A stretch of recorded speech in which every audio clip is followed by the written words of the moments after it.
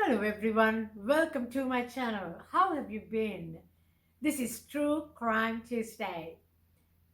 I'm Dr. Sene and guys, thank you for sharing your thoughts on my videos and your love and support are so overwhelmingly appreciated.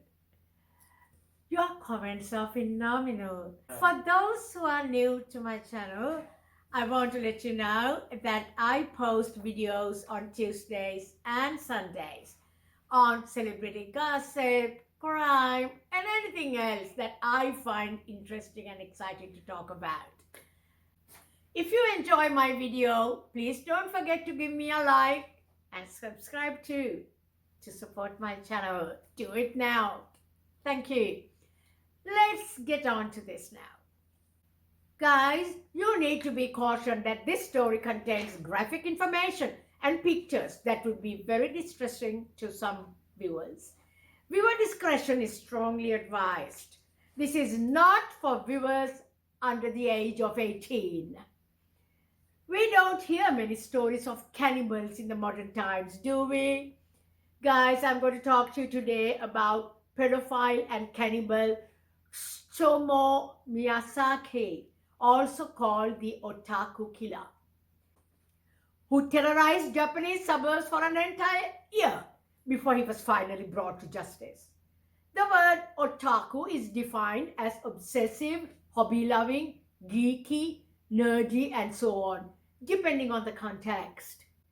It was August 22nd, 1988. 4-year-old Mari Kono vanished while playing with a friend. Her frantic father contacted the police.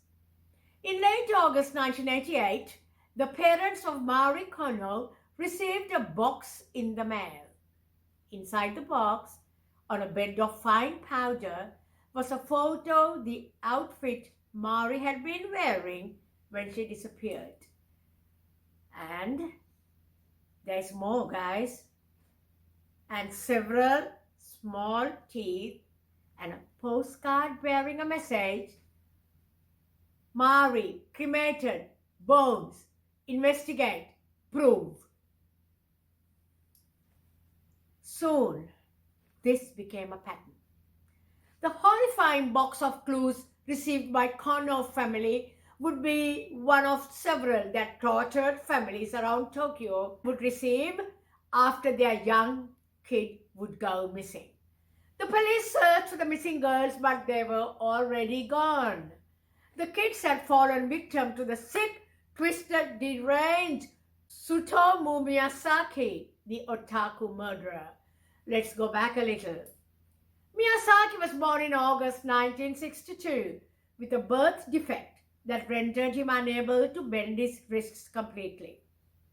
He spent most of his early childhood alone as a meek and quiet child, and he was the victim of severe bullying by his peers because of his deformity. Miyazaki kept to himself and rarely participated in any social event, often hiding his hands in photographs as he was embarrassed by his disfigured wrists. He did seem to enjoy drawing and loved reading comics while alone at home. Miyazaki was academically successful and he ranked in the top 10 of his class. He moved from elementary to high school in Nakano, Tokyo, and remained a star student with the hopes of becoming a teacher. However, Miyazaki felt that his parents rejected him and that they did not pay enough attention to him. Little by little, unhappiness and loneliness crept in, overwhelming him, and his grades started to plummet drastically. He went to 40th out of 56 in his class, and as a result, did not matriculate into Meiji University. Miyazaki developed an inferiority complex due to his physical deformities and developed an inability to socialize with women. His hobby was to take pictures of female tennis players, so he could use these pictures to get some sort of twisted excitement. Miyazaki was going down a very dark path. Miyazaki's family was highly influential in their town. His father owned a newspaper. Miyazaki was getting more and more miserable and started entertaining dark thoughts. He started to become hate-filled.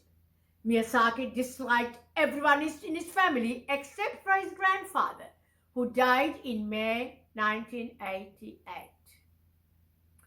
The death of his grandfather was the last straw that worsened Miyazaki's depression, and as a way to retain something from his grandfather, Miyazaki ate part of his grandfather's ashes. Miyazaki began collecting inappropriate anime, you know what I mean, adult magazines, violent films, and child porn, gathering a total of 5,763 videotapes. As his hopes of becoming a teacher were not realized, Tsutomu Miyazaki was forced to attend a local junior college and to study towards becoming a photo technician.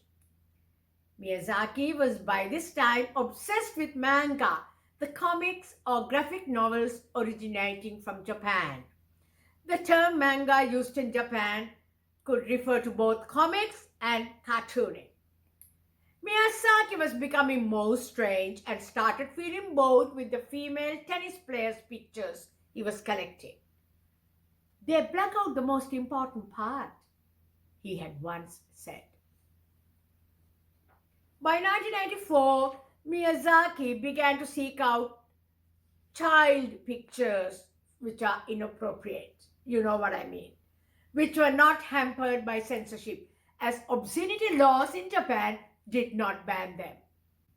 Let's see how Miyazaki went further downhill and ended up the otaku killer. Family members began noticing a big change in him almost immediately after his grandpa died. They reported that he had begun spying on his little sisters while they were showered, then attacked them when they confronted him. At one point, he even attacked his mother. Guys, the worst is yet to come. You remember little Mari Kono I talked about?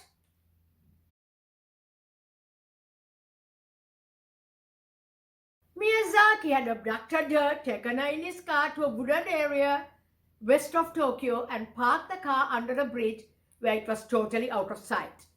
Miyazaki raped and murdered the young kid, raped the corpse, stripped her of her clothes, left her naked body in the woods, and returned home with her clothing. Guys, this gets even more sickening. For several weeks, the sick killer rapist let the body decompose in the woods. He had been checking on it periodically, and eventually he had removed her hands and feet and kept them in his closet. Miyazaki then called her family and taunted them with heavy breathing onto the phone. He did this again and again. In October of 1988, Miyazaki abducted another little girl, 7-year-old Masami Yoshizawa. He drove her to a secluded wood and killed her. Again, he killed her, sexually assaulted the corpse, and left it naked in the woods while he took the victim's clothing with him. By this time, panic had set in among the parents of little girls in Saitama Prefecture. The kidnapper and would-be serial killer had been named the Otaku Killer or Otaku Murderer, and his crimes were called the Little Girl Murders. Otaku Killer was so named for his fascination with cartoons, anime, and hentai. Otaku is Japanese for nerd. Within the next 8 months, the murderer would abduct and kill 2 more young girls in the same manner. 4-year-old Erika Namba was abducted like Yoshizawa. Miyazaki took photos of her, murdered her, and then tied her hands and feet straying violently from his usual MO. Rather than leave her body at the murder scene, he put her in the trunk of his car under a bedsheet. Then he dumped her body unceremoniously in a parking lot and her clothes nearby in a wood. Miyazaki abducted 5-year-old Ayako Nomoto in June of 1989. He convinced her to let him photograph her, then murdered her and took her corpse home rather than dump it in the woods as he had previously done. At home, he spent 2 days sexually abusing the corpse, photographing her and performing lurid acts, as well as dismembering the body and drinking the little girl's blood. He even munched on her hands and feet.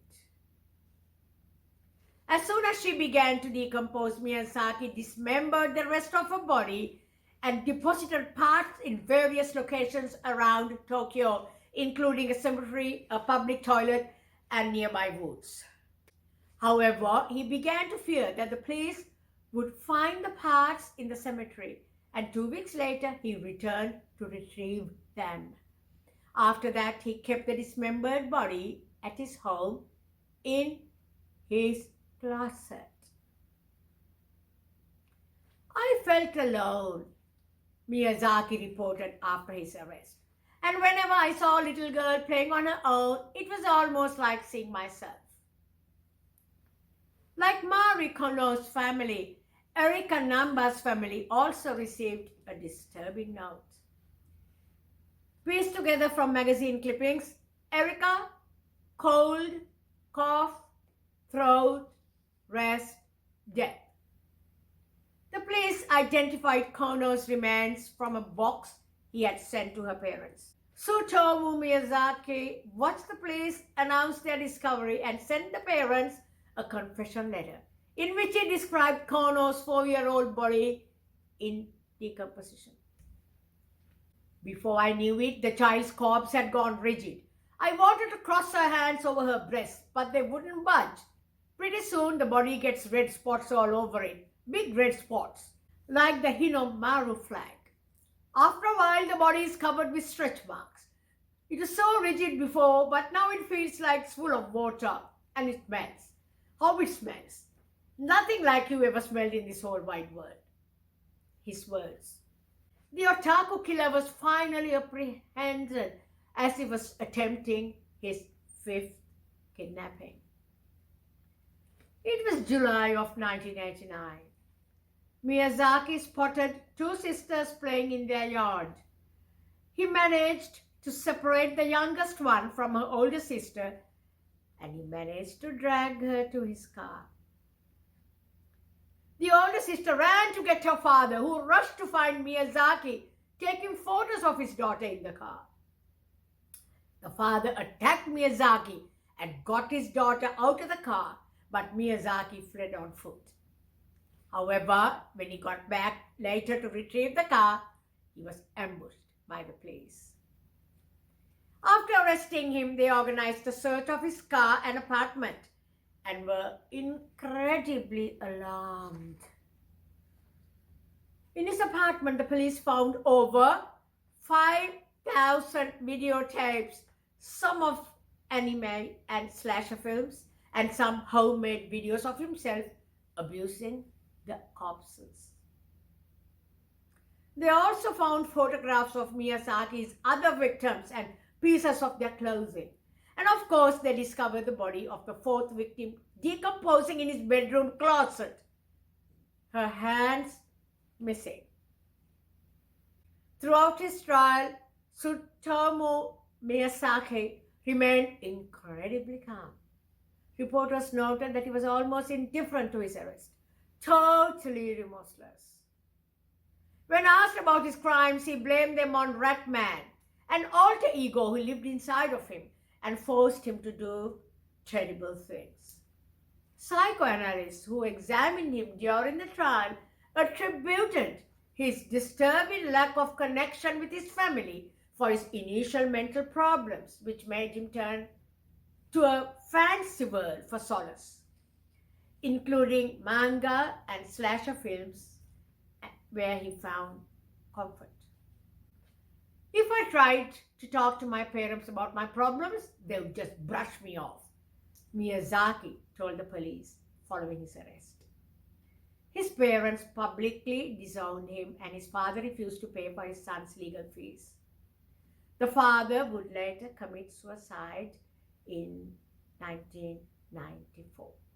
In 2008, Tsutomu Miyazaki, the Otaku killer, finally answered for the terrible crimes he committed. He was hanged. I know it's a frightening story, guys. Guys, we should never hate people like Miyazaki. If we look back at the fact that he was deformed, he was severely bullied, he felt isolated from his family, and his grandfather, who he loved, died. All these things was a perfect storm that culminated in horrific social isolation that Miyazaki could not cope with.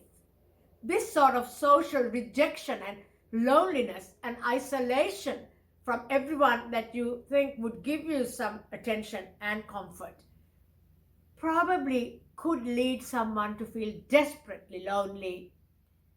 And if Miyazaki probably had got the help he needed, this narrative could have ended differently, I think. What do you think? It's a very frightening story, I know. If you or anyone you know is dealing with intense loneliness, please contact your healthcare professional. The first guy to go to is your GP, and you got to do that immediately. Thank you for watching, guys. Good night.